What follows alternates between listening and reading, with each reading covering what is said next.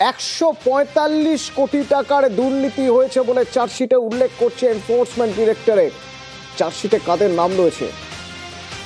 আমার সঙ্গে অমিত রয়েছেন, বলতে পারবে অমিত, বালি পাচারে ইডির চার্জশিটে কাদের নাম?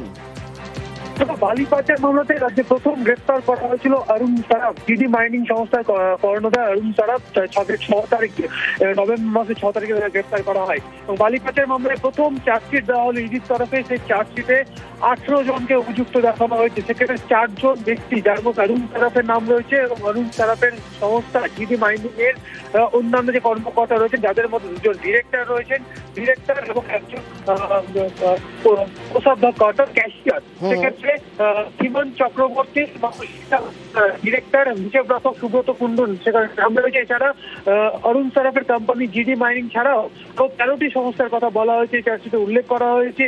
14টি সংস্থার মাধ্যমে প্রায় 145 কোটি টাকার আর্থিক লেনদেন, অর্থাৎ ইনলিগাল বা বেআইনি বালি পাচারের টাকা এই 14টি সংস্থার মাধ্যমে বিভিন্ন সময় বিভিন্নভাবে ট্রানজাকশন হয়েছে।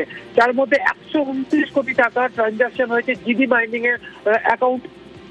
তার মধ্যে 89 কোটি টাকার কোনো হিসেব দেখাতে পারেনি এই বিষয়টি উল্লেখ করা হয়েছে চার্জশিটে। এবং চার্জশিটে বিশেষভাবে উল্লেখ করা হয়েছে সরকারি কোষাগার কিন্তু ক্ষতিগ্রস্ত হয়েছে ইলিগাল মাইনিং এর জন্য। সেক্ষেত্রে